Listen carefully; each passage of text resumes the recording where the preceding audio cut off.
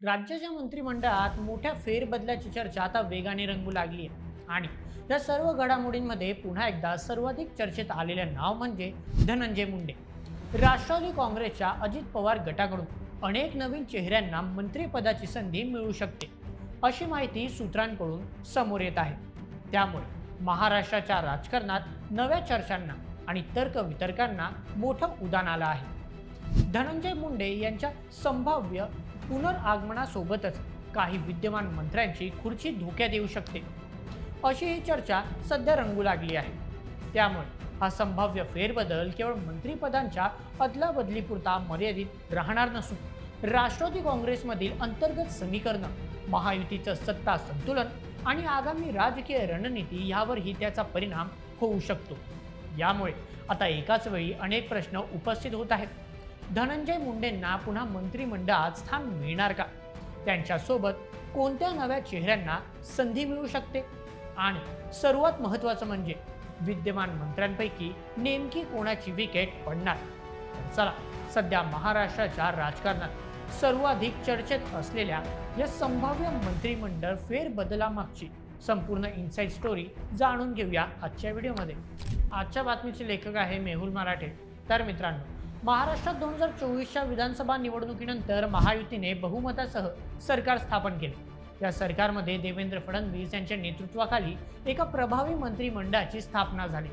यामध्ये महायुतीतील तिघे प्रमुख घटक असणारे भाजप, शिवसेना शिंदे गट आणि राष्ट्रवादी काँग्रेस अजित पवार गटातील काही प्रमुख नेत्यांना राज्य मंत्रिमंडळात संधी देण्यात आली. आता महायुती सरकारचा जवळपास 1.5 वर्षांचा कार्यकाळ पूर्ण होतोय. याच पार्श्वभूमीवर राज्य मंत्रिमंडळात काही महत्त्वपूर्ण फेरबदल करण्याची शक्यता व्यक्त केली जाते, जेणेकरून सर्व नेत्यांना मंत्रिमंडळात योग्य संधी मिळावी. तसं तर सरकारला काही काळ झाल्यानंतर मंत्रिमंडळात फेरबदल होणे ही सामान्य गोष्ट मानली जाते. मात्र सध्या घेण्यात आलेला हा निर्णय फक्त प्रशासकीय कारणापुरता मर्यादित नाही, तर यामागे मोठा राजकारण असल्याचा राजकीय विश्लेषकांचा दावा आहे. विशेष म्हणजे या सर्व चर्चांच्या केंद्रस्थानी राष्ट्रवादी अजित पवार गट आलाय. कारण सूत्रांकडून समोर आलेल्या माहितीनुसार आता राष्ट्रवादी काँग्रेस पक्षाकडून काही नवीन चेहऱ्यांना मंत्रिमंडळात संधी देण्याबाबत गंभीर चर्चा सुरू असल्याचं सांगितलं जातंय. त्यासोबतच पक्षातील काही विद्यमान मंत्र्यांच्या कामगिरीचाही आढावा घेतला जात असल्याची माहिती समोर येत आहे. मात्र एक गोष्ट लक्षात ठेवणे महत्त्वाचे आहे. या फक्त राजकीय स्वरूपातील चर्चा असून याबाबत राष्ट्रवादी काँग्रेस पक्षाकडून कोणतीही अधिकृत घोषणा करण्यात आलेली नाही. मंत्रिमंडळातील या संभाव्य फेरबदलामुळे सर्वाधिक चर्चेत असलेलं नाव म्हणजे धनंजय मुंडे. कारण गेल्या काही काळापूर्वी त्यांनी आपल्या मंत्रिपदावरील राजीनामा दिल्यामुळे त्यांच्या राजकीय भवितव्याबाबत अनेक चर्चा रंगल्या होत्या. बीड जिल्ह्यातील मस्साजोग इथे सरपंच संतोष देशमुख यांच्या हत्येतील मुख्य आरोपी वाल्मिक कराडचे धनंजय मुंडेशी थेट संबंध समोर आले होते. यामुळे बीड जिल्ह्यासह संपूर्ण राज्यभरात त्यांच्या विरोधात संतापाची लाट निर्माण झाली होती. याच कारणाने त्यावेळी स्वर्गीय अजित पवार यांनी धनंजय मुंडेंना मंत्रिपदावरून राजीनामा देण्याचे आदेश दिले होते. विशेष म्हणजे त्यानंतर धनंजय मुंडेंचा राजकीय प्रभाव हळूहळू कमी होत गेला.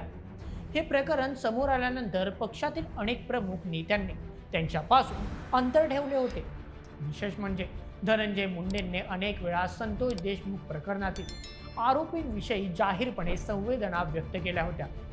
तेव्हाही त्यांच्यावर जोरदार टीका झाली. त्यामुळे यापूर्वी जेव्हाही धनंजय मुंडेंच्या मंत्रिपदाचा मुद्दा पुढे आला तेव्हा प्रत्येक वेळी त्यांना लोकांच्या नाराजीला सामोरे जावे लागले होते. परंतु आता पुन्हा एकदा त्यांच्या नावाची मंत्रिमंडळासाठी चर्चा सुरू झाल्यामुळे राजकीय वर्तुळात विविध तर्कवितर्कांना उधाण आलं आहे.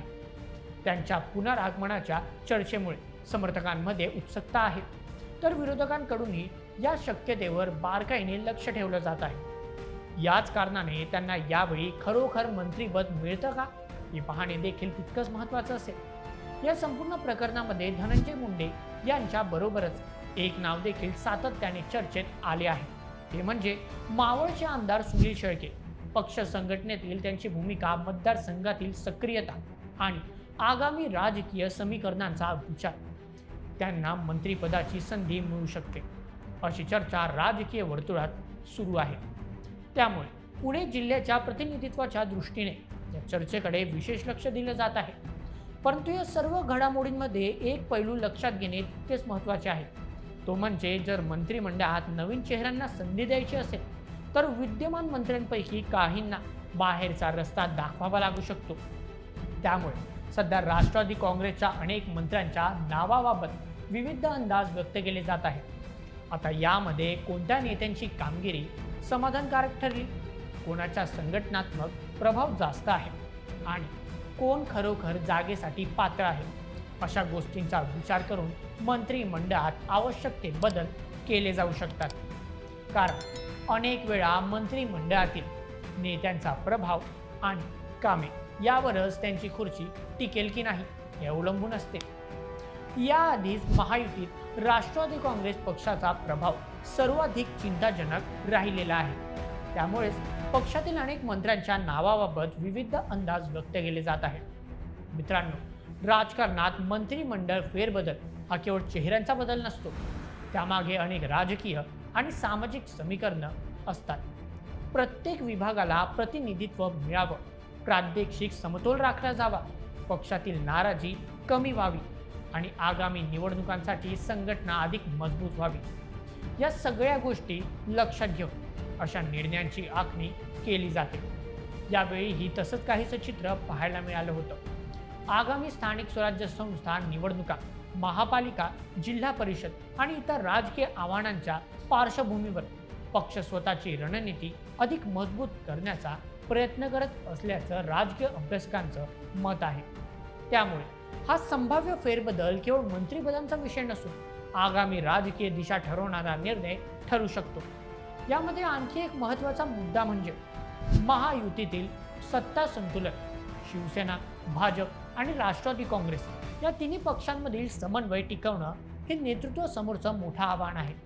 त्यामुळे मंत्रिमंडळातील प्रत्येक बदल हा अत्यंत विचारपूर्वक केला जाईल अशी अपेक्षा व्यक्त केली जात आहे. सध्या सुरू असलेल्या या चर्चांमुळे अनेक राजकीय नेत्यांच्या समर्थकांमध्ये उत्सुकता वाढली आहे. सोशल मीडियावरही विविध याद्या, अंदाज आणि दावे व्हायरल होत आहेत. मात्र अशा कोणत्याही याद्यांना अधिकृत दुजोरा मिळालेला नाही. त्यामुळे कोणतीही माहिती अंतिम मांडण्यापूर्वी अधिकृत घोषणेची प्रतीक्षा करणं आवश्यक आहे. एक गोष्ट मात्र स्पष्ट आहे की जर हा फेरबदल झाला तर याचा परिणाम केवळ राष्ट्रवादी काँग्रेस पक्षापुरता मर्यादित राहणार नाही, तर तो थेट महाराष्ट्राच्या राजकारणावर, विरोधी पक्षाच्या रणनीतीवर आणि सत्तेच्या समीकरणांवर देखील होऊ शकतो.